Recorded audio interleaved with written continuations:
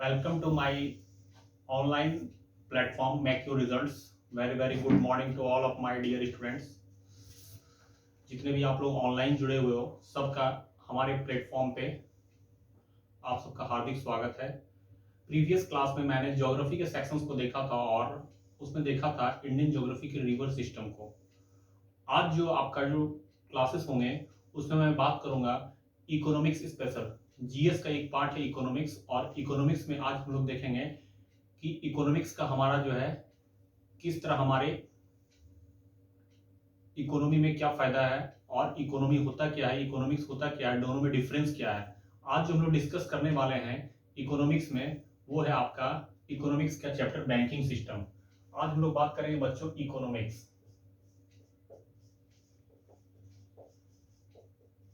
इसको हम लोग बोलते हैं अर्थशास्त्र।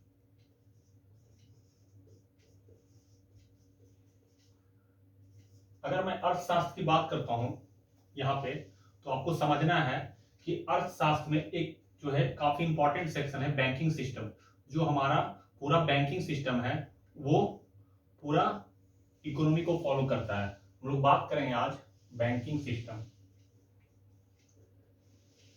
Banking system of India.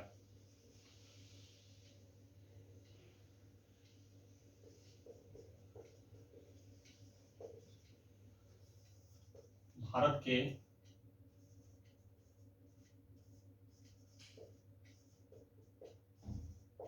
Banking प्रणाली, तो इसमें जानेंगे कि हमारा जो है इस इकोनॉमिक्स में और इकोनॉमी में जो है बैंकिंग सिस्टम का क्या रोल है। तो हमारे यहाँ अगर मैं बैंकिंग सिस्टम की बात करूं तो सबसे पहले आज जो हम लोग डिस्कस करने वाले हैं जो कि काफी इंपॉर्टेंट है वो है रिजर्व बैंक ऑफ इंडिया। ठीक है, आज हम लोग बात करेंगे बच्चों वो आरबीआई के बारे में बात करेंगे। इसका फुल फॉर्म होता है रिजर्व बैंक ऑफ इंडिया। इसका फुल फॉर्म हो जाएगा रिजर्व बैंक ऑफ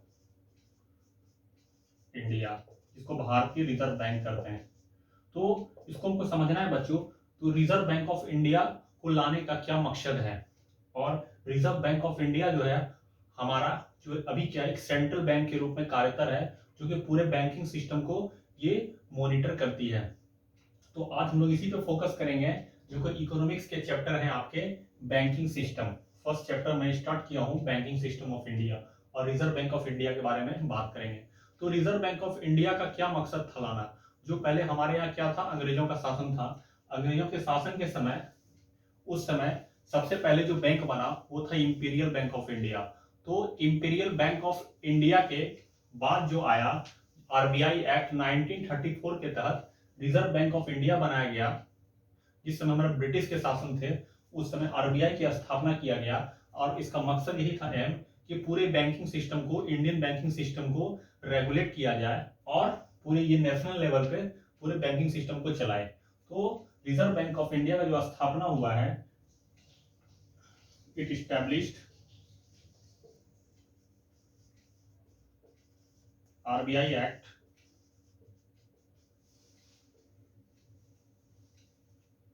1934।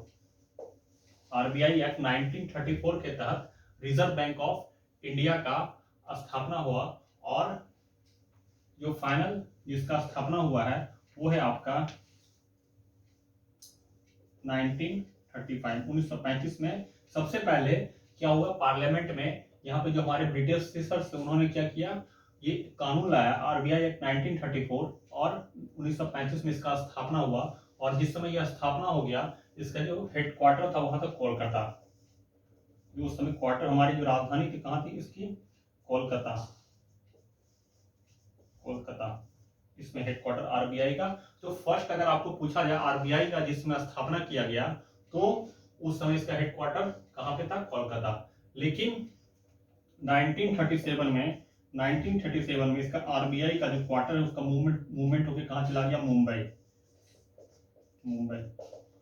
अब मैं बात करता हूं तो ये रिजर्व बैंक का जो स्थापना हो गया तो किसके द्वारा किया गया। उस समय जो ब्रिटिशर्स थे जॉन हिल्टन यंग कमीशन, तो उस समय जो हमारा स्थापना हो गया है it is recommended by John Hilton young commission. ठीक है, RBI was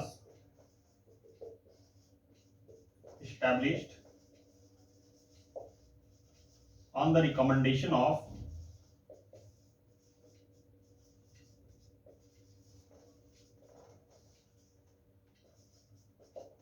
John Hilton young commission.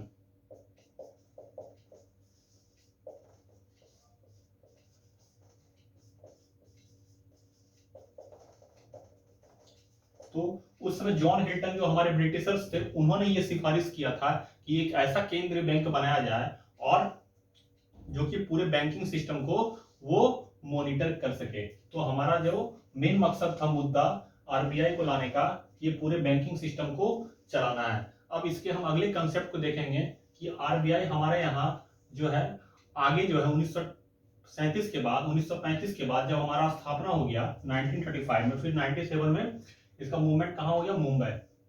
तो फिर कैसे कैसे यहाँ पे इसके बदलाव हुए, किस किस चीज में चेंजिंग हो गए, तो हम लोग बात करेंगे यहाँ पे बच्चों, जो कि है वो आपके जब इसका हमारा देश 1947 में 1947 में हमारा देश आजाद हो गया 15 अगस्त को, तो उसके बाद पूरे बैंकिंग सिस्टम को क्या किया गया, एक नेशनलाइजेशन स्तर पे लाया गया जो कि सरकार के कंट्रोल में आ सके। तो इसका नेशनलाइजेशन कब किया गया, नेशनलाइजेशन ऑफ आरबीआई, नेशनलाइजेशन इसका राष्ट्रीयकरण की बात करें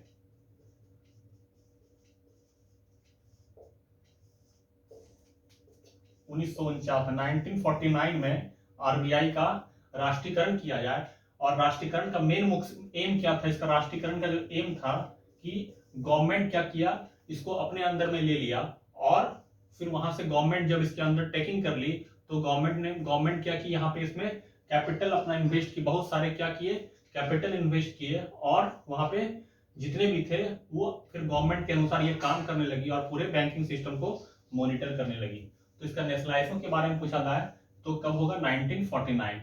फिर मैं बात करता हूं रिजर्व बैंक ऑफ इंडिया जब हमारा नेशनलाइज हो गया, तो उसके बाद इन्होंने क्या किया, अभी अभी हमारे यहाँ जितने भी बैंकिंग सिस्टम है तो उनको रेगुलेट करने वाले अगर आपको पूछा जाए तो ये काम क्या करता है, रेगुलेट पूरी banking system of India.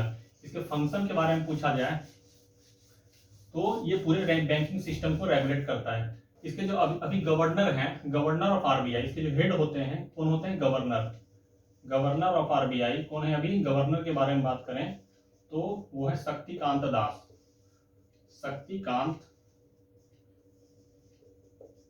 Das.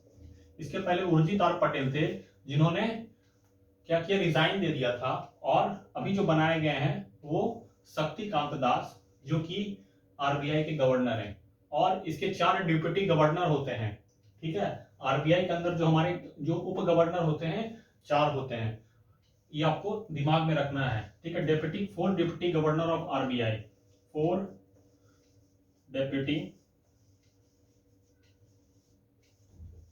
Governor of RBI. ठीक है, जैसे मैं बात कर लूं महेश कुमार जैन, ठीक है, बीपी कानूनगो, तो ये सब जितने भी हैं, तो ये क्या होता है, समय समय पे क्या होता है, परिवर्तन होते रहता है। तो इसके 4 डिप्टी गवर्नर है जो आरबीआई के अंदर कार्यरत हैं। फिर मैं अगर बात करूं रिजर्व बैंक ऑफ इंडिया का जो फंक्शन है, function of reserve bank of India, function कैसा क्या होता है, अगर इसके कार्यतर के बारे में पूछा जाए तो इसके फंक्शन को आपको समझना है। ये जो फंक्शन होता है इसका काम क्या होता है कि to regulate banking system of India.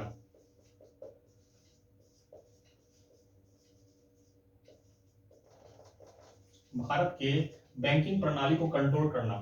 ठीक है, दूसरा क्या है, ये इसका जो काम है आपका पूरे बैंकिंग सिस्टम को रेगुलेट करना है और चलाना होता है। ठीक है, टू कंट्रोल मॉनेटरी पॉलिसी। ठीक है, टू कंट्रोल मॉनेटरी पॉलिसी, मौद्रिक नीति, इसको समझना होता है। ये टर्म क्या होता है, मॉनेटरी, ये आपको समझना होगा कि मॉनेटरी क्या होता है। इसको कहते हैं मौद्रिक नीति। मौद्रिक नीति, मौद्रिक नीति का बात है कि इसमें क्या करती है सरकार, अपने जो है रेपो रेट, इन्फ्लेशन को कंट्रोल करने के लिए आरबीआई जो है हर 3 महीने पे क्या करती है, अपना रेपो रेट, जैसे एसएलआर, सीआरआर, तो ये सब जितने भी मॉनेटरी पॉलिसी के टूल्स हैं इसको आपको मैं फिर अलग से पढ़ाऊंगा कि सीआरआर क्या होते हैं, एसएलआर क्या होते हैं, statutory liquidity ratio, cash reserve ratio, ठीक है, बैंक रेट, रेपो रेट, तो ये सब हम लोग डिस्कस करेंगे। और एमएसएफ, मार्जिनल स्टडी फैसिलिटीज, तो इसका ये क्या करती है, आपको आरबीआई कंट्रोल करती है। ये पूरे बैंकिंग सिस्टम को, जो मॉनेटरी पॉलिसी के टूल्स हैं, इसको कंट्रोल करने का काम कौन करती है, आरबीआई। ठीक है, तो ये आपको समझ में आ गया होगा मॉनेटरी पॉलिसी। तीसरा है it is central bank of India. ये क्या है, केंद्रीय बैंक है। ये गवर्नमेंट के भी बैंक के रूप में कार्य करती है। और हमारे जो भी पब्लिक और प्राइवेट सेक्टर हमारे यहाँ इंडिया में बैंक हैं, चाहे वो शेड्यूल कॉमर्शियल बैंक हो या प्राइवेट सेक्टर बैंक हो या कोई कोऑपरेटिव बैंक हो, ये बहुत सारे जो भी बैंक है उसको भी कंट्रोल करने का काम हमारा आरबीआई का है। ठीक है, तो मैं आगे तीसरे में लिख सकता हूं। तीसरे में जो लिखा होगा, it is central bank of India. Central, ये भारत का एक केंद्रीय बैंक है। ठीक है, भारत का केंद्रीय बैंक है, ये आपको समझना होगा।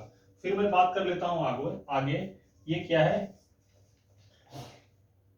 It is a banker's of bank. ये पूरे बैंकों का बैंक है।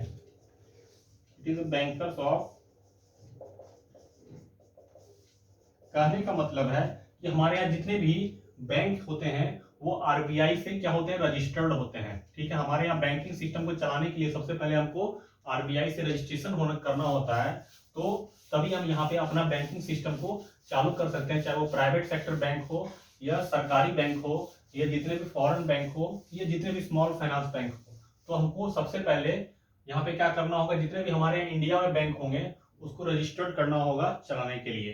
तो हमारे यहाँ जो बैंक है हमारे यहाँ इंडिया में, ठीक है, तो बहुत सारे हैं, उसको भी हमको समझना है कि कौन कौन से बैंक हैं। तो अगर हम इंडिया में बात करें, ठीक है, तो जो हमारे जो सेंट्रल बैंक है वो कौन है, आरबीआई। ये बैंक हमारे यहाँ जो इंडिया में है वो किस तरह काम करती है, तो वैसा बैंक जो कि आरबीआई के सेकंड शेड्यूल के तहत रजिस्टर्ड, उसको हम लोग क्या बोलते हैं, शेड्यूल बैंक। तो हमारे यहाँ जो बैंक है सबसे पहले वो है आपके government bank, government public sector bank.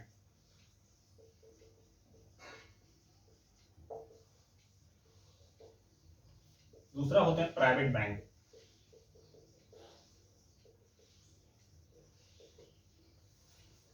Government public sector bank. Government public sector जितने भी ये बैंक हैं, उसके बाद होते हैं आपके आरआरबी, रीजनल रूरल बैंक। तो आपको समझना है गवर्नमेंट पब्लिक सेक्टर बैंक में अगर मैं अभी बात करूं तो हमारे यहाँ नरेंद्र मोदी की सरकार के द्वारा मर्जिंग का प्रोसेस चल रहा है। तो मर्ज करने के बाद अभी हमारे यहाँ टोटल पब्लिक सेक्टर जो बैंक बच गए हैं वो कितने हैं, 12। ठीक है, तो टोटल जो हमारे गवर्नमेंट पब्लिक सेक्टर बैंक हैं वो कितने हैं बच्चों, 12। ठीक है, कहने का मतलब है SBI plus 11 nationalised bank, 11 nationalised bank. जैसे कि बैंक ऑफ बड़ौदा में आपका देना बैंक और विजया बैंक का मर्जिंग हो गया, तो ये मर्जिंग प्रोसेस आपका यहाँ पे मर्ज किया जा रहा है। जो भी छोटे बैंक है उसको बड़े बैंक में मर्ज करके एक बड़ा प्लेटफॉर्म बनाया जा रहा है, जिससे आपको यहाँ पे क्या होगा, उसका कैपिटल क्रिएट होगा और वहां पे क्या होगा, बहुत सारे उसके क्या होंगे, फैसिलिटीज बढ़ेंगे। और लोगों के बीच में जब हमारा कैपिटल होगा तो ज्यादा से ज्यादा एक प्लेटफॉर्म में हम लोग लोन ले सकते हैं, लोन जमा कर सकते हैं, डिपॉजिट ले सकते हैं। तो इससे हमारे फैसिलिटीज बढ़ेंगे। और जो भी हमारा लॉस बैंक है उसको क्या कर दिया गया है, सरकार के द्वारा हटा दिया गया है, जो कि आपका बहुत सारे एनपीए वगैरह हो गए हैं, जैसे देना बैंक हो गया, विजया बैंक हो गया, तो ये सबका। तो अभी हमारे यहाँ अगर आपको पूछा जाए गवर्नमेंट पब्लिक सेक्टर बैंक में, तो स्टेट बैंक ऑफ इंडिया और 11 नेशनलाइज्ड बैंक, तो ये दोनों क्या है, एसबीआई और नेशनलाइज्ड बैंक में आपको यहाँ पे अंतर समझना है। राष्ट्रीयकृत बैंक वैसे बैंक हैं जो कि इंदिरा गांधी के समय 1969 में नेशनलाइज किया गया था, और दूसरा जो नेशनलाइजेशन हो गया था 1980 में। लेकिन बाद में क्या किया गया, बहुत सारे बैंक को मर्ज कर दिया गया। जिससे एसबीआई क्या है, उससे अलग है, उसको उससे अलग रखा गया है। ये गवर्नमेंट्स का कंप्लीट है, लेकिन इसमें आपको क्या है, अंडरटेकिंग है, कुछ प्राइवेट है कुछ सरकारी है। ठीक है, तो नेशनलाइज्ड बैंक वैसा बैंक है जिसमें क्या हो, 50% से ज्यादा शेयर क्या होगा, सरकार का होगा, और रेस्ट जो है प्राइवेट शेयर होल्डर के होंगे, तो उसको हम लोग नेशनलाइज्ड बैंक बोलेंगे। और इसमें क्या होगा, एसबीआई में मैक्सिमम शेयर क्या होता है, गवर्नमेंट के हैं, ठीक है, तो इसको ये इंडिपेंडेंट रखा गया है। तो ये अपने आप में क्या है, राष्ट्रीयकृत है, अलग है।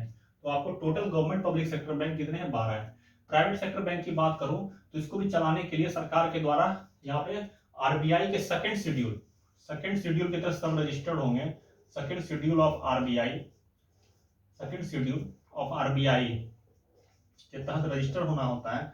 तो यहाँ पे आपके जैसे हो गए प्राइवेट सेक्टर बैंक में HDFC bank, housing development finance corporation, ICICI, industrial credit investment corporation of India, headquarter Mumbai Maharashtra, ठीक है, बंधन बैंक, आईडीएफसी फर्स्ट, और बहुत सारे क्या है प्राइवेट सेक्टर। जब भी क्या है, सरकार ने बहुत सारे आपको मैं पढ़ाऊंगा फिर नेक्स्ट क्लास में कि बहुत सारे स्मॉल फाइनेंस बैंक या पेमेंट बैंक को भी यहाँ पे लाइसेंस दिया गया है कि हमारे यहाँ आप बिजनेस कर सकते हो, तो ये समझना होगा। और बहुत सारे के क्या है प्राइवेट सेक्टर में फॉरेन बैंक है, जैसे डचे बैंक है, सिटी यूनियन बैंक है, तो वो सब चीज देखेंगे। आरआरबी क्या है, एक सरकारी बैंक, रीजनल रूरल बैंक, क्षेत्रीय ग्रामीण बैंक, जिसका कंट्रोल पावर किसके पास होता है, सरकार के पास होता है। और यहाँ पे समझना होगा इसमें जो कैपिटल्स होते हैं, इसमें थ्री पार्ट के कैपिटल्स में बांटा जाता है, केंद्र सरकार, राज्य सरकार और सब्सिडरीज, ठीक है। इसमें सेंट्रल का होता है कैपिटल जो कि क्या होता है 50%, ठीक है।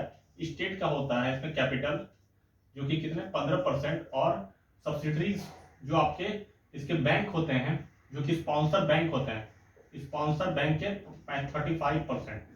तो ये मिलके क्या बनाते हैं, आरआरबी कैपिटल लगते हैं। और इसको मॉनिटर करने वाला कौन होता है, नबार्ड, इसको मॉनिटर करने वाला होता है नबार्ड।